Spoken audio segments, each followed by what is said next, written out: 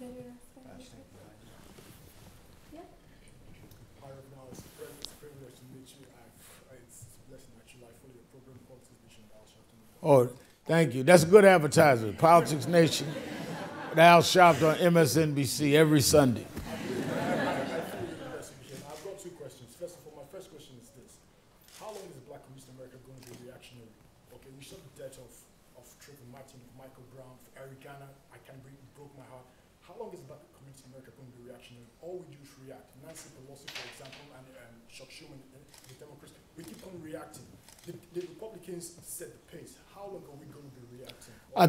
I think you raised the excellent questions. I think, and I was at the Congressional Black Caucus last week, we've got to set an agenda and deal with independent parties, deal with whatever we've got to do, and say this is the agenda on how we're going to deal with policing, how we're going to deal with criminal justice and commutations, how we're going to deal with all these issues. And those that are with us, fine, that's who we put in office. Those that are not, gone, and we should not have to wait on somebody to get killed to rally around that agenda. I think that is why I call the Ministers' March. As long as we go from crisis to crisis, that's why I said what I said about Trump. He will play out this kneel on the flag thing to distract you from an agenda.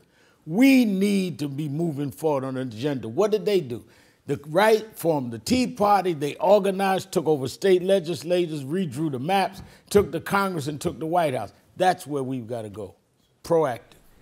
My second question, if you don't mind, is this. I think, if I could say this, the Black community in America and internationally also, we've got to shift the discourse. During the Black Lives Matter movement in the US, I commented and I said, if we're still arguing about Black lives in 2016, we're not going to be arguing about Black rights. I just completed my PhD in UCD in 4 years. In 4 years, I had to move houses 5 times. You had to do what? Move houses 5 times. Landlords won't give me apartments. It's a common trait, common story shared by different Africans overseas. When are we going to shift the discourse from Black lives to Black rights? I like that. Well, when I was on the way here, my general counsel of National Action Network, vice president, he's like a brother to me, Michael Hardy's here. He was just commending, he was seeing a lot of signs about rent. So you go over and tell him that don't come over here Tommen, that you had to move 5 times. He's a sellout. That's right there.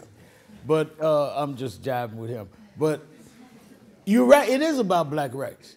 And it is about not letting others define what that is. Let me tell you how egregious that is, what he just said.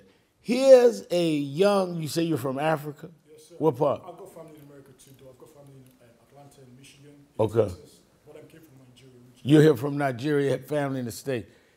For him to come here from Nigeria, family in the United States that's deal with race, and get a PhD from this institution, but still have to move 5 times, that's what a lot of people just don't understand. That's not the reality of their lives. No matter what you do, you're still judged differently. That's why he's right about Black rights. A guy came to me from a sports network doing a profile on me, and I said, okay, fine. He went with me to my office, National Action Network. We left there and went to my radio show. I do a radio show cross country 3 hours a day. We left there. We went from there, taped my television show. We left there and I did a speech that night. Then we're riding him back to the hotel. He says, let me ask you something, Reverend Al. I said, yes, sir. He says, a lot of people want to know how you make a living. I said, huh? He says, a lot of people want to know how you make a living. I said, that's what I'm talking about. You went to 4 of my jobs. 4 jobs.